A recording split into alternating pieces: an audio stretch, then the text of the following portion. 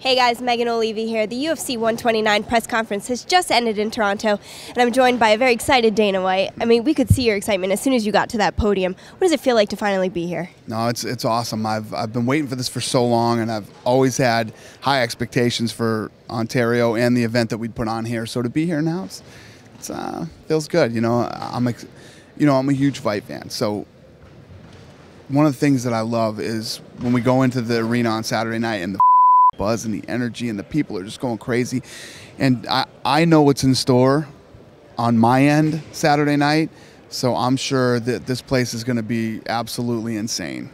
It's very exciting. Now, you expected there to be some hype from the fans and the media, but literally everywhere you turn in Toronto, there's some sort of promotion for UFC 129, whether it's billboards and posters or, magazines and newspapers. Our room keys for our hotel are Jake Shields and GSP.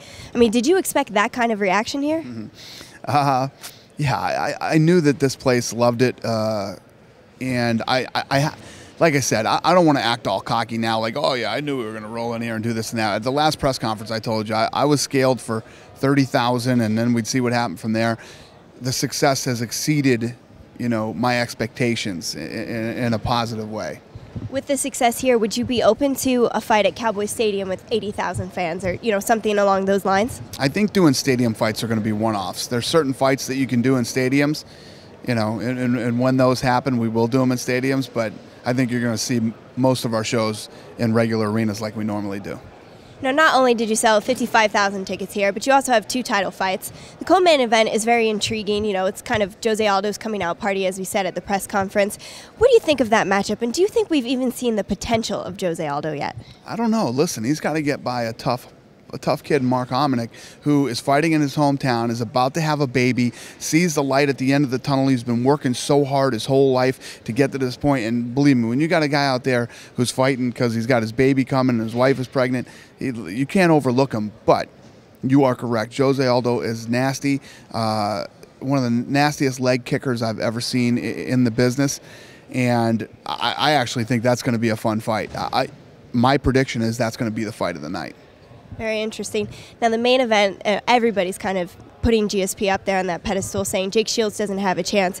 GSP is not saying that, but what are your thoughts on that fight? Yeah, the problem is, and it bothers GSP big time, is that people don't realize how good Jake Shields is. And I keep saying this, but it's true. When you see what Jake Shields does tonight on primetime, I think it'll kickstart people's brains to go, holy shit, this guy is for real.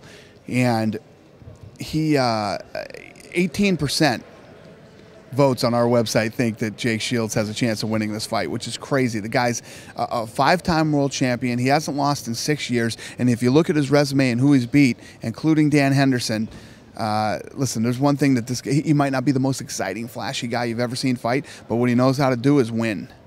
Should be exciting. Now, Jake Shields obviously used to fight in Strikeforce, and we saw you at the fights in San Diego. They were very exciting, action-packed. We saw the Diaz and Daly. I mean, it was only 1 round, but it was excellent. What do you think about Diaz now saying he wants to be a boxer and, kind of step away from MMA? Yeah, I'll say the same thing that I've always said about Nick. Nick is, he's a tough one to deal with. He doesn't play the game well. I think the kid has the potential. Forget fighting. I mean, obviously the kid's a phenomenal fighter, but he has the potential to be a star. But for some reason, he's the anti-star. And I know for a fact that boxing isn't the answer for him. I've been in boxing for years, and all the boxers wish they were over here.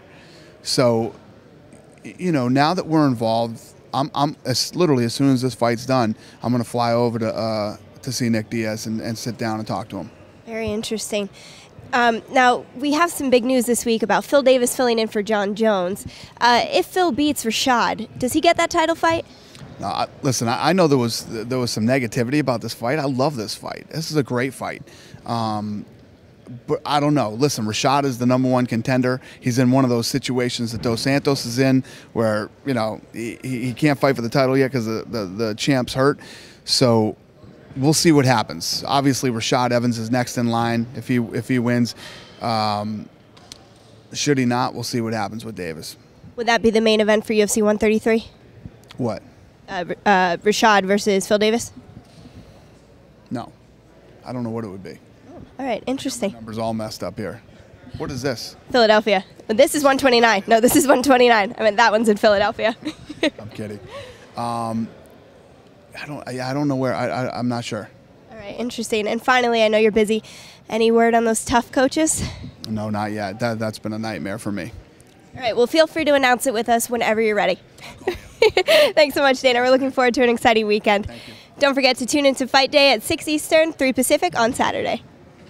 Brought to you by Yahoo Sports, where you can watch St-Pierre versus Shields live Saturday, April 30th at 6 p.m. Pacific, 9 p.m. Eastern.